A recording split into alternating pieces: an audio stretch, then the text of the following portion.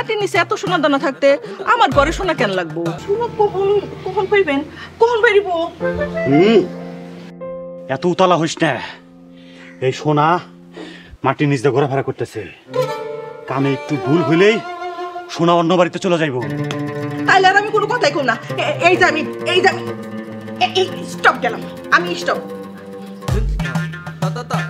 মাগো, তোমার ঘরে সোনা আছে না?